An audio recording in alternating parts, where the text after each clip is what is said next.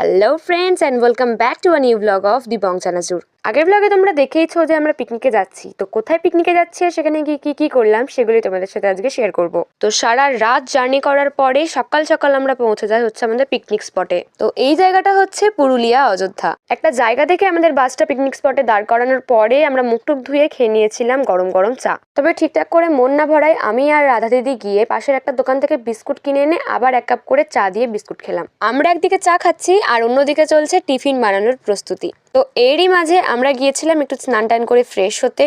তো এসে দেখি এখানে টিফিন পুরো শেষ। তো আমাদের কয়েকজনের জন্য আবার টিফিন বানানো হলো, মানে শুধু লুচিটাই বানাতে হয়েছিল। রেডি হতে হতেই টিফিন বানানো হয়ে গিয়েছিল, কিন্তু ওখানে গিয়ে কি খেয়েছিলাম সেটা এই ব্লগে নয়, অন্য একটা ফুড ব্লগে তোমাদেরকে বলবো, দেখতে কিন্তু ভুলো না। আমরা কয়েকজন মিলে গাড়ি করে পাহাড়ি রাস্তার দৃশ্যর মজা নিতে নিতে চলে যায় এক একটা করে সাইট সিন দেখতে। ফার্স্টের সাইট সিনটার ভিডিও আমি ক্যাপচার করতে ভুলে গিয়েছি, তো সেকেন্ডের থেকেই দেখাচ্ছি। সেকেন্ড সাইট সিন আমরা গিয়েছিলাম হচ্ছে আপার ড্যামে, আর সেখানে গিয়ে অনেক ছবি টবি তুলে নিয়ে আমরা চলে আসি ময়ূরী পাহাড়ে। আরো অনেক জায়গা দেখতে হতো কিন্তু টাইম অনেক কম ছিল, তাই পুরো পাহাড়টা আমরা আর উঠিনি।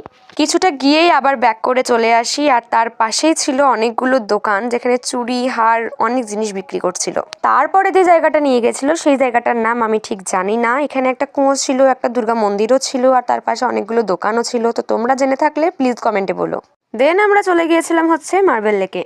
এখানকার জলটার আর পাথরগুলোর যে কম্বিনেশনটা না, সেটা আমার জাস্ট দারুণ লাগে। ওখানেই পাশের একটা দোকান থেকে আমরা সবাই খেয়েছিলাম ছোলার চাট, আর সেটা খাওয়ার পরে আমরা আবার গাড়ি করে চলে আসি বামনি ফলসে। ঝর্ণা দেখতে ভালো লাগে না এমন মানুষ হয়তো খুবই কম রয়েছে, আর এই ঝর্ণার যে আওয়াজটা থাকে না, সেটা আমার পার্সোনালি খুব ভালো লাগে। ঝর্ণাটাতে আমরা সিঁড়ি দিয়ে নেমেছিলাম, কিন্তু ওঠার সময় লিটারালি তখন অবস্থা খারাপ হয়ে গিয়েছিল। ওঠার সময় আমি সিঁড়িগুলো গুনতে গুনতে গিয়েছিলাম, প্রায় 324টা মতো সিঁড়ি ছিল।